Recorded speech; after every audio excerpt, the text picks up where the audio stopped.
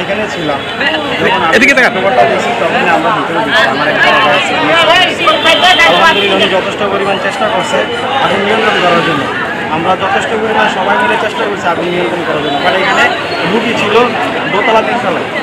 তো তারপরে একটা বেবি বসে ডেলিভারি একবারে নিউবর্ন, ওরা সবাই আতঙ্কিত হয়ে গেছে। আমরা বলছি যে আলহামদুলিল্লাহ আমরা যেহেতু আসি আল্লাহর মধ্যে কোনো টেনশনে কিছু নাই, ইনশাল্লাহ আপনাদেরকে সুস্থভাবে আমরা নামে। এই পর্যন্ত কোনো ক্ষতি হয় নাই তাহলে আপনাদের? রোগীরা যারা ছিল তাদেরকে কোথায় রেফার করা হয়েছে জানেন? তাদেরকে কুচায়তলী মেডিকেল। আর আগুনটা কিসের থেকে রাখতে পারছে কি জানতে পারেন? আমরা এখনো জানতে পারেন নাই। আমার নাম মোহাম্মদ জরুল ইসলাম বাপ্পি, আমি 6 নং ওয়ার্ডের বাসিন্দা। মামনি হসপিটালটা আমাদের 6 নং ওয়ার্ডে অবস্থিত। তো আমরা এই এলাকাতে আটা সাটা দিয়ে থাকি, এই জায়গাটাতে আটা সাটা দিয়ে থাকি। তো আমরা উত্তর দিয়ে কয়েকজন লোক হসপিটাল থেকে দৌড়দৌড়ি করতেছিল। এর মধ্যে আমরা গিয়ে দেখি যে হসপিটালে আগুনের তাপ দেখা যাচ্ছে।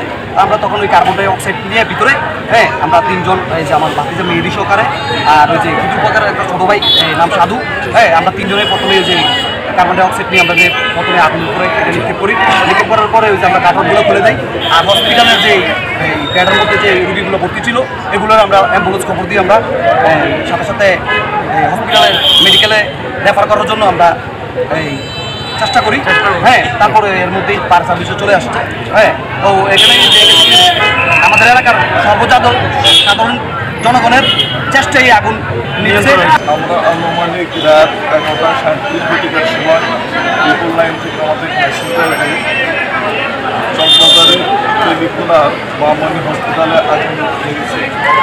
এইভাবে আমরা বাইরে থেকে কুমিল্লা ফায়ার থেকে 2টা ইউনিট ঘটনাস্থলে পৌঁছি 11:45 মিনিটের সময়।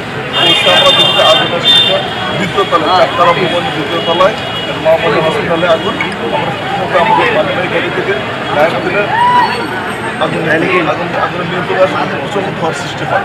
ইনভারমেন্টে আমরা আরেকটা লাইন দিলে আমরা অন্য প্রান্ত থেকে পানি দেওয়ার কারণে আগুন নিয়ন্ত্রণ ধোঁয়ার সৃষ্টি হয়।